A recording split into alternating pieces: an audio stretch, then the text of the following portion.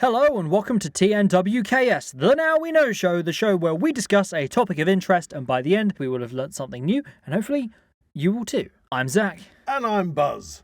And what are we covering in this week's episode? So, in this episode we're going to be discussing the nature of fandom. Oh, we're back on Superfan. Yes, that's part of our Superfan series to discover what exactly is it that makes a Superfan.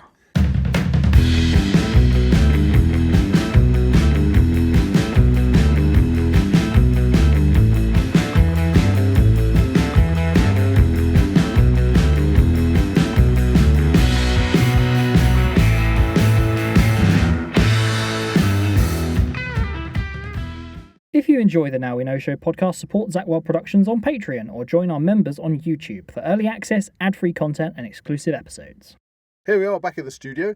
Again, as you've said, we are venturing, we're on our quest to find out into the multiverse that is fandom. Now, what is ultimately a superfan? Yes. Many times you'll hear on TV, on the radio, places where they'll comment and they say, "Oh, we've got Janet in. She's a super fan." We've got Keith in, who's a super fan of crockery. Yeah. And you know, Sarah's a super fan of Harry Potter, or Star Wars, yeah. Doctor Who, but all these things. Ultimately, what we want to try and find out is what is a super fan. Yeah. Now, we have had some episodes already. We've had people like Toby Jules in telling us all about his experiences. Wow, with that fandom. was what? While ago 70, now. 80 episodes ago? Exactly. Crazy. And we are returning and seeing if we can, I don't know, shed any light on it once again, because we went to a Comic-Con. Exactly. Where, as we will explain, we asked questions and delved into this super fandom to find out. Yeah, it was very interesting because this question came up quite a lot whilst we were there, and it kind of sparked quite a lot of conversations in that fact. Exactly. But before we head down the trail of super fandom, it's time for Weird and Wonderful. As you know, this week on the 8th of April, the United States and Canada all experienced the totality of the solar eclipse. Oh, yes. That's interesting you bring up the moon again, because wasn't it recently on the TV they were talking about moon time? Moon time. How there wasn't a standardised moon time. That's right. The time on the moon is slightly different from the time on the Earth, and so... since you brought that up, it's cool. Just briefly go over this. So you've got to standardise moon time, because if you're going to have...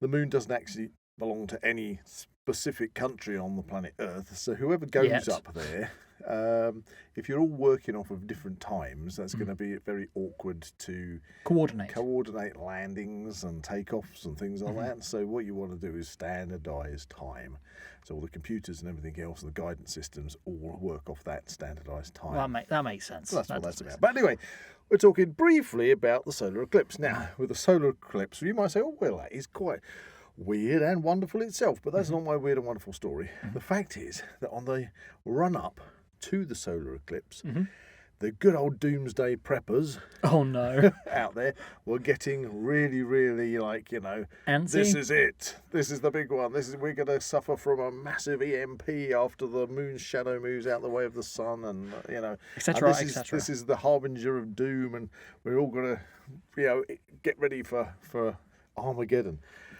Which obviously never happened. We're here, so exactly, yes, it didn't happen.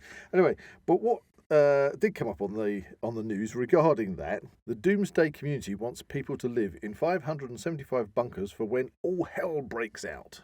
Right. There you go. Okay. Which didn't happen to break out, because... were these bunkers actually made? Well, that's why this is the weird and wonderful story, you see. A doomsday community is searching for residents to live in its 575 bunkers, which can reportedly fit up to 10,000 people. So these bunkers have actually been made? Oh, definitely. It's actually a repurposed old army base, as I'll get to. Oh, okay. Let me explain, Zak. In the Black Hill Mountains range in South Dakota, a former army base which stored munitions has been repurposed into bunkers in case of global self-destruction casually happening within the next 90 seconds. And I'll mention the next 90 seconds because there is what's known as the Doomsday Clock, which is a metaphorical watch invented to show how closer we are to Armageddon. At the present moment, it's set to 90 seconds to midnight. Oh, okay. Okay. Okay, potentially like... And I think I might have mentioned this in a previous podcast, because it's the closest the clock has ever come to the end of times.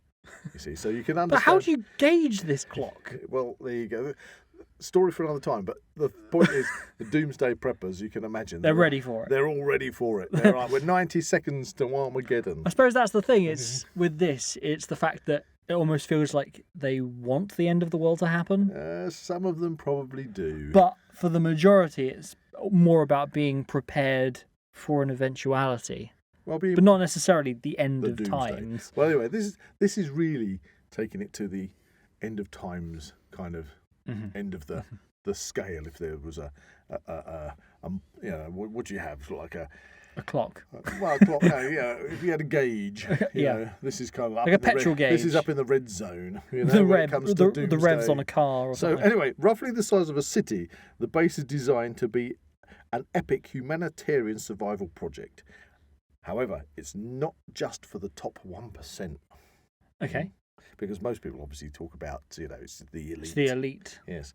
So Dante Vincinto, I think that might be how he pronounces his name, the executive director of Vivos, which operates the shelter complex, told AbsolutelyBusiness.com average people can now reserve their spot for when all hell breaks loose.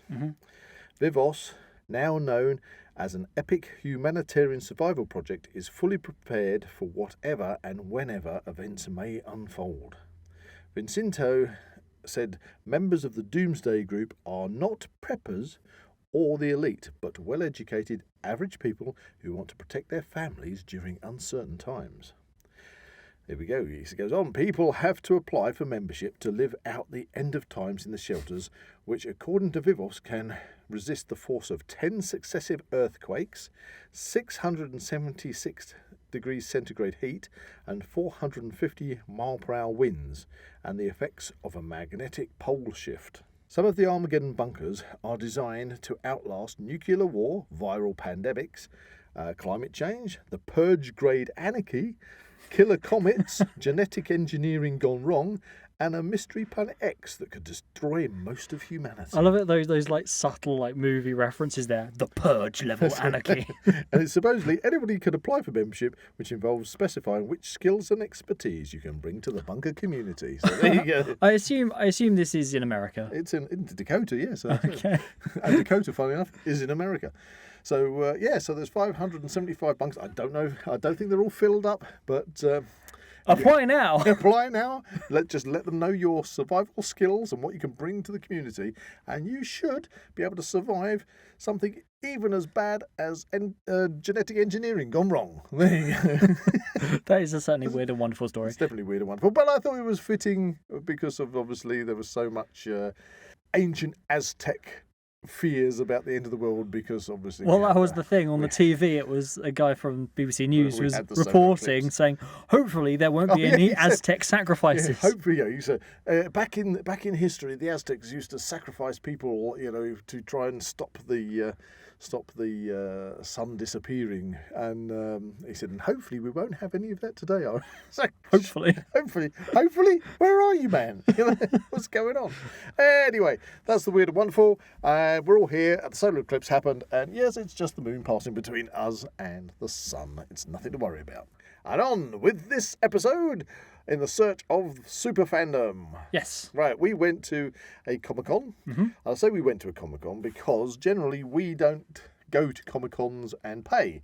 What I mean by that is that being that we are performers, yeah, we generally get invited to go to Comic-Cons in order to entertain the public. Exactly. You know? Well, a prime example of that would be, that must have been a few years ago now. We went to the XL Centre in London for MCM Comic-Con, and we were dressed up as Blake Seven characters, wandering around saying hello to people, helping out with the Blake Seven signing. Yeah, for the existing cast. You know, and that was nice because people coming up and getting cast members to sign. A slightly surreal experience in that matter was the fact that we were actually put on stage. Well, that's right. We had helping out with one of the kind of talks. That was going they on. have the big Q&As, don't they? And again, it has to be said, we generally don't go to the Q&As when we're at events. No, because we're usually working, entertaining the crowd.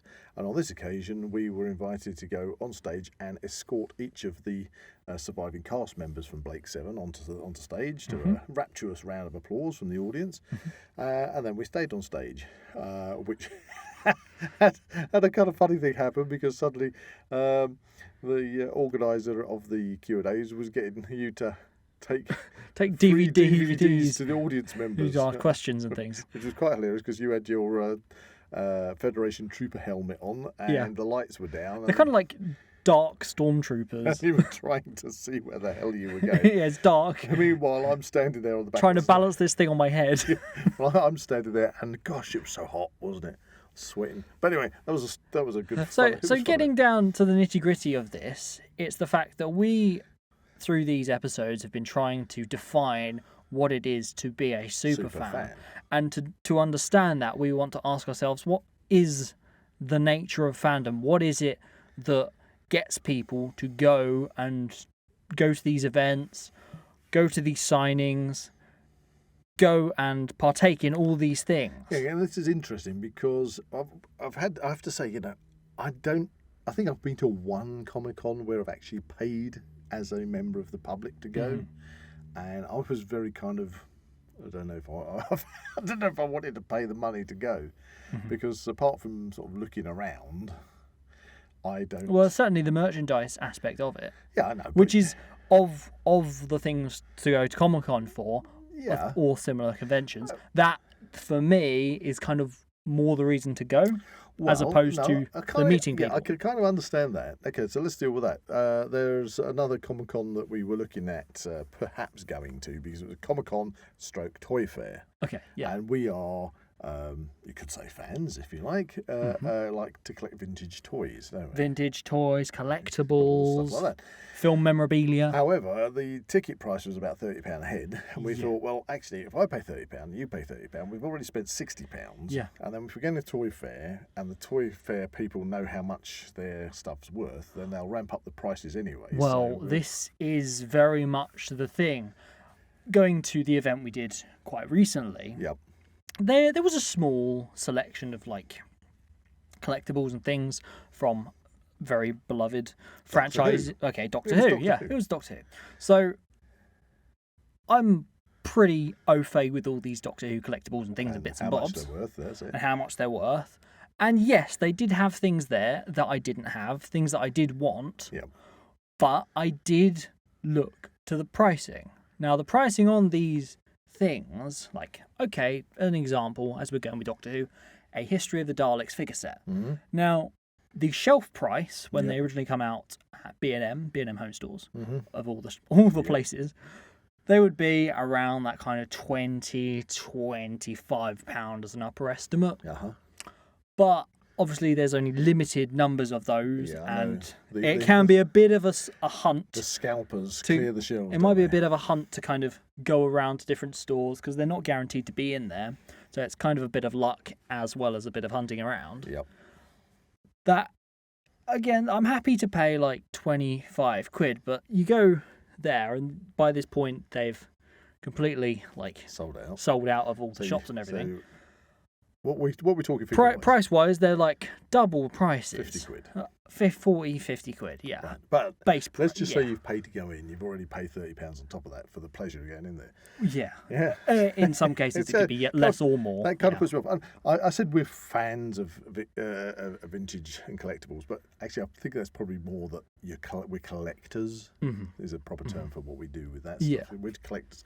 But anyway, so you're going to an event, and obviously we were there dressed in costumes and entertaining the crowd. Yeah. And I love doing that. Yeah. And it was a charity event, and we weren't getting paid for it. We've just given up our time, and we're having a wonderful time. And the kids are loving having their photographs taken with the characters and things like this. And that was fantastic. But it was still a case of, okay, what draws people to an event like this that makes them sort of want so much to go to the Q&A sessions, and ultimately that that need to queue up for a considerable amount of time to take a photograph with a celebrity and get a photograph and a signed photograph. And of course we were there and they were doing it in like batch lots. It was like, can we have everybody with an orange ticket first? Yeah. You know, and we were basically where the signings were. So when you had these queues, we could still kind of entertain the crowds while they were waiting, which was a good idea to do that. Yeah. But I kind of sort of scratched my head for the time and management involved. It seems a very kind of, I want to say, an artificial situation to kind of put yourself in. Yeah. Well, I don't understand the draw. I did get talking to a few fans, and I did ask them exactly this question. You know, are you a super fan, and what is a super fan? And didn't really get any clear answers on that. And they were saying about, I'm happy to queue up because I suppose much like we say about collecting vintage toys, they like to collect autographs. Yeah, and understandable. If it's something that you are passionate about, then if that's something you're into, then of course. Yeah, and I'm not quite... See, autographs is an odd thing because I've never been into autographs myself. And because obviously we've worked on so many movies over the years and we've met so many, actors, Hollywood stars, whatever you want to call them. I've sat there, had a chat with people like Brad Pitt and God knows, I've been to Angelina Jolie's birthday party. That's it. It's always going to come up, isn't it? It's going to come up. But the thing is, we get to meet them because of our jobs. Yeah. And so it's more of a natural situation, and it kind of takes away the need to pursue it, to feel you're making a connection through getting an autograph with that kind of 2 minutes of kind of interaction with the star. A slightly coming down from the blockbuster movies and the Hollywood film stars. We've done a lot of EastEnders over the years. Okay, go. Okay, and so this is crossover because of the autographs. We'll go into the studios in the morning. Yeah. Before everybody's heading off to work, and then we spend the day on set interacting with the main crew cast and chatting to people. I've had some very bizarre conversations with Danny Dyer. Danny Dyer and things. But then you come out of the studio, and as you come out of the studio at Elstree, there's like a dedicated group of fans there that are waiting at the end of the day with their autograph books in the hope that they'll get an autograph and see one of their what would you call it? Idols? Idols, somebody that they idolise and they're desperate. I want to see them and go, oh look, I've seen Danny Dyer in his car, But and it's like, well, I've just been working with them in the same instance. Obviously, they're coming in their kind of blacked out window cars and everything. And we're just kind of walking in freely, in and out. Yeah.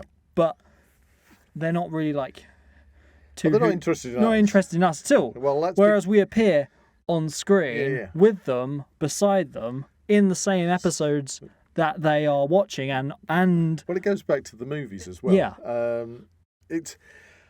Again, we're kind of what I call. I've worked in the business 25 years. It's a quarter of a century, and working in the area that I predominantly worked in my younger years was doing the action sequences, doing the big fight sequences and battle sequences and special action. Wherever they needed people to get down to the nitty-gritty, who had the experience and skill set to work alongside or with the actual stunt teams. And I've described it such as if you thought of a cowboy and western film and you've got a barroom brawl in a bar, that you might have a couple of stunt guys which are going to fight up on the balcony. And one of them is going to get punched, fall over the balcony and crash into a table. Meanwhile, downstairs, you got the scuffle. I'm there punching people and getting punched and throwing people around, and then what we don't like to use these terms, but the extras are the ones that are sort of like cowering in the background and hiding behind tables and things. Looking at what's going on. So you've kind of got this kind of it's like a hierarchy, isn't it? So you got your stunt guys. Well, you'd have your main characters that are being focused upon. So you got maybe two, or your talent in quotation marks. The talent is the main focus for the camera.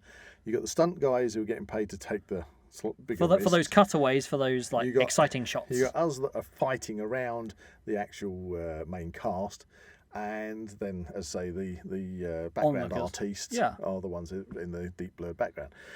So you're there all the time, and that's the thing. Like you just brought this up, and it's making my memories come.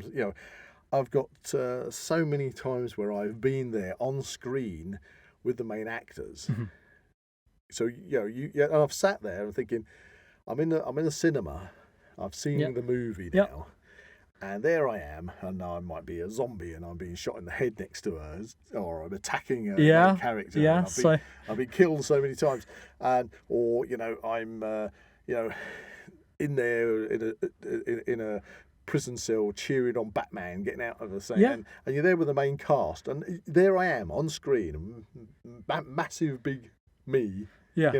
And a 50-inch bus. 50-inch bus. And you think, this is really weird because this film's being shown across the world. Yeah. Multiple different countries. In thousands of cinemas. Yeah. So I'm appearing there. Nobody cares two hoots. Cares two hoots of who I am, because I am one of the invisible people. And thus, what is the distinction between someone who is so, idolized, as opposed to somebody who's essentially doing the same thing but in a smaller the amount of times I've portion. I've been I love being typecast. I don't mind being typecast, shall I say. And I think it's an outdated terminology anyway, to be honest. You reckon? Yeah. Well, the amount of times I get contacted to be either military or a thug or a prisoner. Great. I've done prisoners. I've been prisoners in Batman movies, prisoners in Paddington movies. But it's the great thing. So you appear on screen, but nobody obviously actually sees you. They see straight through you. I have had a few instances where people have actually gone, hang on, that's Zak. Which was quite fun. That's probably because they know you and spotted you. They do, yes, okay. Admittedly, there's that. And that happened to me a lot with EastEnders, because I'd get texts coming through saying, "Are you back on EastEnders again? I just saw you on." Well, it was, I did a friend of mine that was in Spain who, as soon as he got to Spain, he turned the TV on in his villa, and I think it was me on one channel and you on another channel. Oh yeah, there was one weird occasion where I was on two channels at once. It was EastEnders BBC and then Holby City on another channel, whatever. Yeah. So at the Comic-Con we were at, Jenna Redgrave was there, and she obviously worked on Holby City. I worked on Holby City, and I've worked with her. But it was there for the Doctor Who fans. Yeah, it was there for the Doctor Who fans, because she plays Kate Lethbridge-Stewart. Can you tell I'm a Doctor Who fan yet? Exactly. Well, there you go. 95 episodes down. Okay, so I said hello. I haven't seen you since particular episode when we were on Holby City working on that. But the thing is, everybody around me would never recognise me from working on it, even though I've got screenshots of me with. You have with done her. days, weeks worth of work and commitment to this industry. Yeah, and get paid for it as well. Yeah. But it's interesting that, beyond that, there's this established fandom for even the most obscure things, and yet you don't really see an extra thing, much like signings for these main cast members. So there's the thing, people were queuing up to have the main these cast members' signatures, and for a decent amount of time. We're not talking 5 minutes. We are talking 30, 40 minutes, and they were paying in a queue, sort of £30-40 as well for the privilege. And we noticed some of them went up more than once. Exactly. Yes. Exactly. So, I don't understand it. You've already just said you're a Doctor Who fan, and I've been a Doctor Who fan since I remember my earliest remembrance of Doctor Who in the early 70s. But I still don't have the inclination to want to queue up and get an autograph. Now, I'm not being negative to people who do want to do that. What I want to discover is understand what it is that is such a draw. Now, talking to one fan when I was there, they said, their real kind of diamond level signature, if they could get it, one person in the whole world, if they could get that signature and just have the experience of having their photograph taken with them, Michelle Pfeiffer, because she was Catwoman in Batman. Okay. Batman Returns, but it was a Batman movie, and this gentleman said, if he could do it, he would queue, he would pay diamond level privileges to queue all day long if he knew that by the end of the day he'd get that signature and photograph. Like, so to get into the event, to then start queuing, to then by the end of the day, as long as he got that signature and photograph, he was happy. He said it would be the pinnacle of everything. Wow, that'd be the amazing thing. And that reminded me of a friend who went to a Comic-Con who wanted to get the signature. I can't remember which particular celebrity it was they wanted to get a signature, but what I remember about it was that they were really, really getting upset with themselves because the celebrity they went to go and get the signature from at the Comic-Con hadn't arrived. And it was like, the whole day is going to be ruined. My whole trip here is going to be ruined. And then the celebrity arrived late, and they did get the signature, and it was like, the day has been saved. Yeah, it's this idea that fandom means so much that it can like make or break an entire day. But is that where fandom is becoming obsession? Yeah, it's an interesting point. And is that healthy or not? Is that being a super fan, or is that being, if that was in normal life, would that be you being a stalker? Well, not trying to be offensive to anybody, but is that being so, my whole day is going to be ruined, or the opposite, I would queue up to the end of time just to get this one signature and a photograph. Is that healthy? Well, okay, so potentially, if we're going back to an example for this event this Doctor Who event we went to, at the end of the day, there was like a mass photo session. Don't I remember it? And I found it very interesting after the fact that, okay, so talking about it first, it seemed like this photo session went on and on and on and on. Let's put it in perspective, okay? They had the celebrities, and because we've already mentioned Doctor Who, they had a TARDIS on stage, and the organisers asked us, the performers, they wanted at least 10 of us in costume to stand there like a backdrop by the TARDIS, so that the main celebrities could stand in front of the TARDIS for this photo session. Yeah. And we went, okay. So cool. we went down. The organisers approached us. Can you go? Yes, can. Went down there. And then, as you said, it started, and it went on, and it went on. Oh, it's just coming to the end of the queue. No, it isn't. No, well, that was the thing, because this was like an opportunity for people who have already queued up and paid their money to get an individual photograph of an individual celebrity. Or a signature as well. Signature, whatever. It was the end of the day where you can then go and have your photo taken with all of the celebrities from that charity do. And they had that queue, and they were asking people to put their last amount, whatever change you've got in the buckets, because it was a charity event, fair enough. And then they had a system where they were giving over their mobile phone to an organiser, who would then take the photograph, give them their mobile phone back while they grabbed the next mobile phone. And so, rinse, repeat, That's it. And we must have stood there for about 100 photos. Easy. And we were watching, there was a lady at the end of the line in the distance who, she had a TARDIS costume on, didn't she? And you could see her hat because it had the light on top of her hat. Yeah. And she was getting closer and closer, and it was like, that's the end of the line. There's nobody behind her. Okay, cool. And then it got to the front, and then a second wave came round. Yeah. And that kept going. And this is like my feet are starting to kill me at this point. And then people were running around for a second. and it was the fact that it got to the point where the actors, the people were there to get photos with, they were getting this tired thing with the legs, where all their assistants come over and everything's like, would you like some water? Would you like some water? Would you like a fresh tank of oxygen or something? Something crazy or ridiculous. But so it's almost like the actors had the obligation to kind of stand there and pose for them as opposed to people posing with them. Yeah, well, I would say the difference between the two is the photo session where people were passing their money over to the actors, they were getting their money for the signatures. This is they weren't getting paid for it moment. Yeah. So by the end of it, they were getting pretty knackered. I mean, I remember walking off with one of the main actors when it actually finished, and I said, "Ooh, we managed to get to the end of that," and all I got was a grunt. It was like, as he walked off back up to the green room. Oh, but I'm sure that the fans were happy. Of course, and that's the point. Is it? I assume it's for the fans. It's for the fans and for the charity, yeah. So, and I suppose there's that kind of that line between like whether or not something's too much effort and whether or not it's not. But it still didn't explain to me, even after speaking to people, quite what the whole fandom, the Superfan. But I can understand if people like something, they want to cherish that tiny part. They want to be part of that. Okay, let me. Is it the community? Is it being attached to the property that they're a fan of? It must be something to do with feeling, it must be something to do with feeling a personal attachment to the cast members.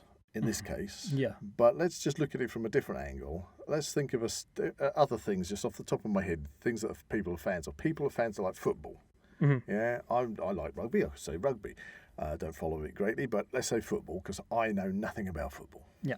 So, if I had a famous football player standing right next to me, well, Buzz. I'm joking. I could chat to them just like a normal person. Because they are a normal person, regardless. What we talk about, it's like a sheen. It's like a sheen of, but I wouldn't know celebrity sheen on people. But that is kind of like how thin celebrity is. Yeah. It's just how you're perceived. How you're perceived, because if you meet somebody and you don't know who they are. Yeah. If it's a minority fandom or something, as you say. I just don't know who they are. Then they have no. Celebrity. Yeah. It doesn't exist. They're not a celebrity in my world because I don't know them. Yeah. To be a celebrity. Whereas you'd have a what we're talking about, Superfan. Yeah. Right next to you saying, Are you mad? Are you mental? Well, why aren't you sort of getting your photo taken? Why aren't you going completely ecstatic by this situation? And I'd be going, but I don't know who this is. I mean, I can take the picture for you if you like. For a small fee. I'm joking. You'd have people that go to Formula One racing and they sit there in the stands and their car goes past. And then wait for it to come around another lap. Past. Don't get it. And the same with golf. Golf, people queue That's up. just walking ruined. Sorry for all those golfers I know. Golfers. But the point is, I suppose maybe it's because we're doers.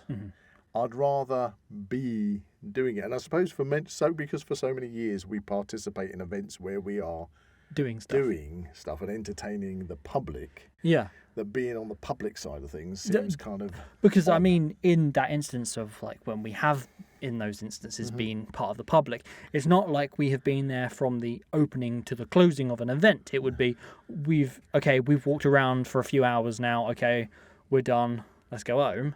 Yep. Whereas being part of the actual foundation of the event, you're there 2 hours beforehand. 2 hours beforehand. And an hour after paying away. Yeah, exactly. So maybe looking at this from a different angle, on the fan side, could it be said that people would do this to line up for all these signings and everything as a form of competitiveness? Well, to kind of get a one-up to show off something in comparison to other fans. I am this person's number one fan because I go to every single one of their shows. Yeah, is it like a form of one-upmanship potentially?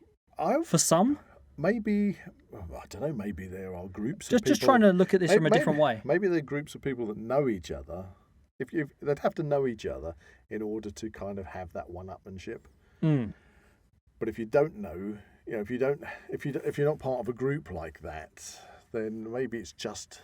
Well, I mean, we're in the age of social media, so you can show off your selfies, your photos, or everything. Oh, look, I'm standing with Jason Momoa. It cost me £250, but I'm standing in with him right now. Yes, and you're not for that 30 seconds. Yeah, to a degree, he's my friend. There must be a proportion of fandom as a whole that has that idea that if I am standing next to this person getting a signature or whatever, I am a bigger fan than you.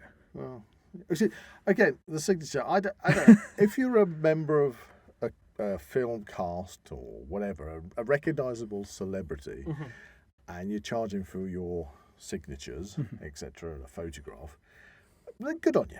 I mean, not being funny. If you can make it work, good on you. Yeah, I mean, as we've already said, we are not discussing this from a FOMO perspective. Yeah, no, we're not get fear of missing out. That is not how we're approaching this. We're No. approaching this with if genuine you ask questions. if you ask me if I landed a role, which elevated me to public notoriety, would I or would I not sign things for money? Mm-hmm. Well, I think at an event that I've been asked to go to, then yes, I would. I'd be quite happy to take that as my fee to give people pleasure. Yeah. But if I was on the red carpet and just walking down, I'm not charging people for signing their things. No. Okay, they're getting that pleasure. They get gaining pleasure from saying, oh, can you sign this, please? Can you sign it? And I would, because I understand it's the fans that make the movies. It's the fans that go to the cinemas. It's the fans that watch the TV programs. It's the fans that go to the Comic-Cons. It's the fans get an enjoyment out of it. So is it that maybe it's that enjoyment? Maybe again, right from the beginning of this quest to find out what a super fan is, it's not to beat anybody down about the fandom, but it's to try and understand it. And maybe it's the pleasure that it gives an individual, which is the drug, if you can see what I mean. That makes them excited, puts a smile on their face, makes them feel that they've had a special moment. And then once they've felt that euphoria, maybe they can't get away from replicating that euphoria. They say, potentially. I really enjoy that. I've got that photograph and that signature of and me. that memory. And that memory. And it's like, wow, that was a really good day. I want to do it again. I want to do it again. And the more times you do it, then I dare say, I mean, I've mentioned this before, but I do remember a documentary by Tom Felton, and he said that he recognised this middle-aged lady who literally, wherever he goes to do signings, she would come... Around the world, she would follow him. And that's when I dare say, a celebrity starts to recognise the face of a fan, because I dare say celebrities, when they've got like 500 fans queuing up in front of them, and each time they're signing it, and then, as I noticed at the weekend, the fans would run around the table, put their arm around the celebrity, have their photo taken, say thank you and go. And then that person would remember that moment with the celebrity, but the celebrity would then move on to the next fan. So unless you've got to the point where you've seen the same fan again and again and again, you're just not going to remember all those faces, are you? But then you're going to, like Tom Felton, you're going to at some point have a fan where you'll go, Janice, nice to see you again. But even he said he didn't know whether that lady who was following him around the world and getting his photo and getting his signature was doing that because she was a fan of Tom Felton or a fan of the character Draco Malfoy, which he said, that isn't me.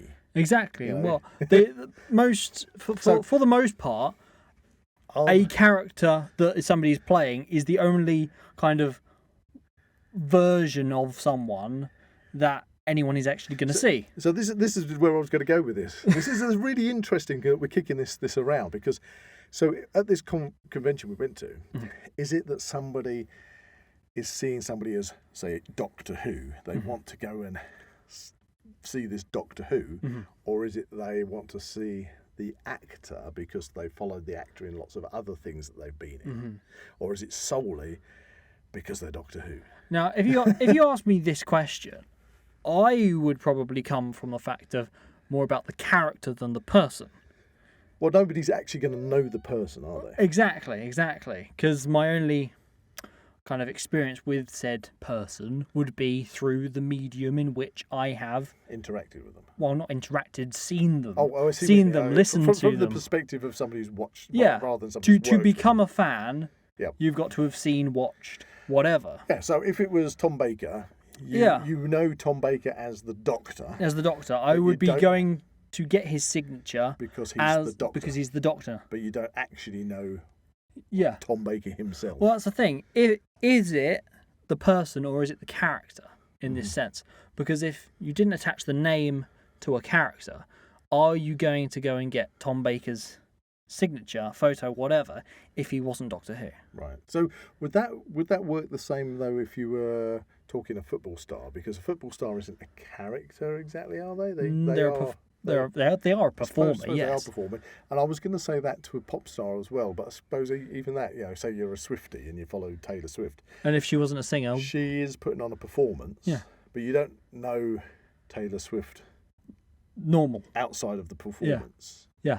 Yeah. So do you see what I'm saying there? I do see what you're saying. There are those people that have said to me before, when they said, you never actually want to meet your heroes. Type of effort because of of that, and through personal experience or whatever, it is very interesting actually seeing what famous people or celebrities have to actually say outside of the camera, or in. Sometimes you're just lucky enough to bump into someone at an airport or on the street or even at one of these events or whatever. But no strings attached. You haven't paid for anything. It just happened. Oh yes. And then you talk to them, and is it their personality and things don't quite live up to your expectation? Doesn't quite gel with the way you think about life and things? Well, because sometimes that can kind of tarnish your opinion on something. I dare say it can do. I haven't had that I can think of off the top of my head any kind of negative experience. I mean, my interaction with most people that obviously everybody would say is celebrities is through work. It's all right, Buzz. It's all right, Buzz. So it's when I've been on set and you've just happened to finish doing a take and you've just got a moment before maybe they're resetting the cameras for a different angle or something, and you might have a moment where you're standing there having a chat with the lead actor or actress, and it's just all pleasant. I think sometimes some actors can be a little bit more reserved. So when I was working on Dark Knight Rises, I remember I was on set with Tom Hardy and Christian Bale, and I did at one point walk around the corner because there was a little break and I was just going to go off and go get myself a drink of water, and I virtually bumped into Christian Bale, but he looked really that look where I'm not even going to talk to him because if I say anything, he doesn't. You're gone. You'll be, and it can sometimes, unfortunately, be a lot like that on film sets. But I think because I'm a equity registered performer myself, I think at that moment I walked around the corner and he was probably in the zone. Yeah. Yeah. I mean, and he's a method actor, isn't he? Yeah, he definitely is, and I think he was in the zone, and his look and his scowl wasn't intentionally meant to be, that way. It was just don't talk to me because I'm remembering my lines and I've got to be in this. I'm in the mindset. I'm in the mindset. So it's like give them a wide berth. Type of deal, yes. Whereas other actors can just literally click it of a fingers. They can go from their performance to for example, Paddy Constantine, you worked with him on House of the Dragon. Yeah. And you were telling me how he was really, in between takes, he was really talkative. It went. There was no kind of, don't talk to me. Yeah, I'm in the zone. But it's very interesting, kind of the ideas and ways different actors and things approach these kind of situations. Some are very much, okay, I've done my take now, bye-bye, I'm going back to my caravan type thing. Or it's I'm going to stay here, I'm going to eat food with you guys on the bus. Yeah. I mean, I've been that way. I've quite merrily, sat there having meals with people. But in that, there's no kind of delineation in fandom. It's not the person who's being judged. It's the character. Do people go there for the character or the person? It's very much that case. Exactly. Despite, however, how friendly or how potentially nasty. I'm not saying people are nasty, but they could be nasty because there's that scale of being talkative, friendly, or I'm going to be isolationist. I'm going to use the word that some actors and actresses, everybody's called an actor these days, aren't they? Unless they want to be an actress. Unless they want to identify as an actress. But most of the time these days, as you notice on media, they always call them actors now. Yeah. Actor and actress. But what I was going to say is you do get ones that are a bit diva-ish. Yeah. Yeah. And that's that line, isn't it? It's the line. That, but if you are a fan, you are only going to be presented to the person with a smile on their face who's signing your photograph and giving you a selfie. So in that sense, could you equate it to, instead of you posing with an actor, it's the actor posing with you, for you because you're paying for it. Yeah.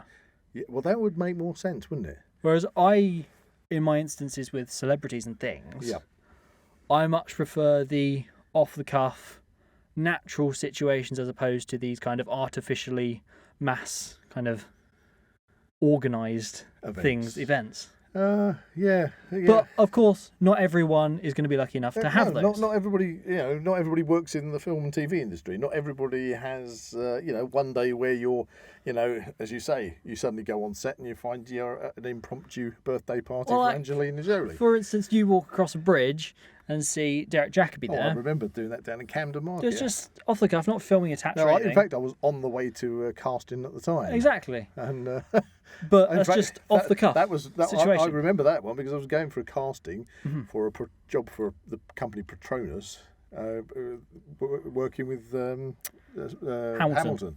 Lewis Hamilton. And as I'm going there, then I walk over a bridge and there's Derek Jacobi. Yeah. It's about 7 o'clock in the morning. It's like, oh, good morning. And he's just give me but it was the morning. Now you have that experience and that story to tell so many years on. I recognised him and I knew who he was. I didn't stop him. I didn't badger him and say, can I have a selfie? Can I have a selfie? Can I have your autograph? It now, was just like, good morning. Did his reaction to this situation? I think he was probably more surprised that I'd actually said good morning to him. Yeah. Because you know me, don't you? Wherever I'm going and I have people walking towards me on the street, I always say, it can be funny. Good afternoon, good morning, things, because this day and age, like people try and look away from you or look at their feet and try not to engage. And I make a point of engaging with people because I think actually that cheers people up if you suddenly say, good afternoon. Well, it can be that kind of reaction. You don't know what you're going to get. And they go, oh, good afternoon. And it's sort of like you get an answer. So in this and I think with Derek Jacobi, it was just like, oh my God, somebody just spoke to me. Yeah. But in his reaction, did that tarnish your opinion of him? Not at all in the slightest. Still appreciate. He's a fantastic actor. Fantastic actor, yeah. Okay. And he's probably a fantastic guy, but I don't know him personally, so how can I tell? Exactly. If I went to a signing where Derek Jacobi was signing because he was playing, he played the part of the Master. Yeah. I'd be meeting the character of the Master, wouldn't I? As you say, you're not meeting the person themselves exactly for that moment. Yeah. Is the line between kind of themselves and the character? Yeah. Is when you've and I suppose that's the thing, them, because when you do go into a Q&A, and I say we went through that one where we were up on stage, all the questions are pointed towards the actor, but they're always pointed to the actor about their character. Their character, generally. Generally, yeah. So they're answering it as their character for the most part. Yes, it's very... In episode 3, when the bipolar thing went to the left and, I don't know, whatever, you reverse the polarity. Why didn't you push the red switch when you pressed the blue switch before? Or Wizard did it. Yeah, Wizard did it. That's it. Well, I suppose, again, in that sense of fandom, does it become that point where somebody is so, focused on the minute details of something that it becomes an obsession? Well, we've been through this, yeah. Well, we have. So, I don't know. It kind of feels like this conversation kind of goes in a circle. It's a loop. There's no definitive answers here. I think we need to get in another guest. And we're going to get in another to get a different perspective. I've got a chap lined up. Shall I tell you who? Go on then. It's a chap called Scott Goodman, and he is, in my opinion, probably the UK's best character actor, playing John Pertwee as the Doctor. And so you're talking the third Doctor.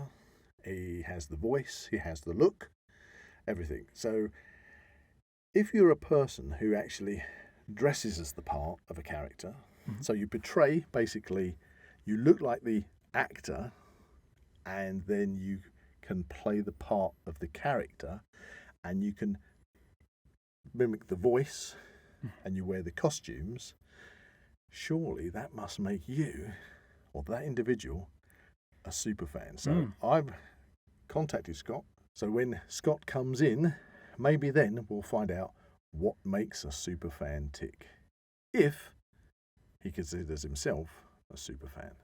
Well, this has been a very, very interesting discussion. We've covered a lot of ground. Yeah. Still, opened a lot of questions. Answered some, created more. Yeah. Open doors, closed doors. It's been an interesting journey so far. I'm trying to track down what a superfan is. But I still feel like we're still on the precipice of trying to define it. Yeah, I'm just trying to I feel that because people use the term superfan, it must be a definitive kind of designation. Yeah. Is there really such a thing as a superfan, or is it literally just people are fans? And there's no delineation. And it's just the media that likes to use the term superfan. We're going to find out. We will find out. So to round off, it's time for Wisdom of the Week. And Wisdom of the Week this week is, when doing a low squat, don't do it with a chopstick in your pocket. I mean, that's just. Yeah, a little bit of humorous wisdom, but I mean, it's true. it is true. That's quite funny. Did you hear that somewhere? Possibly. Maybe somebody called Poe. Who looks like a panda. Looks like a panda. Yeah, but I like that. So I thought, yeah, I'm going to take that for Wisdom of the Week. Just remember, doing a low squat, don't do it with a chopstick in your pocket. If you enjoyed this episode, please like and subscribe to this channel and comment below any suggestions of topics or activities you'd like to listen to in future episodes. That's a fan-dubby-dozy goodbye from Zach. And a fantastic goodbye from Buzz. I see what you did there. Yeah, I did. Goodbye. You can find the Now We Know Show podcast on YouTube, Spotify, Amazon Music and Apple Podcasts. Keep up to date with everything ZWP on Facebook and Instagram, or visit the Zak Wylde Productions website at www.zakwyldeproductions.com. And remember to join us on Patreon or become a YouTube member for early access content and exclusive episodes.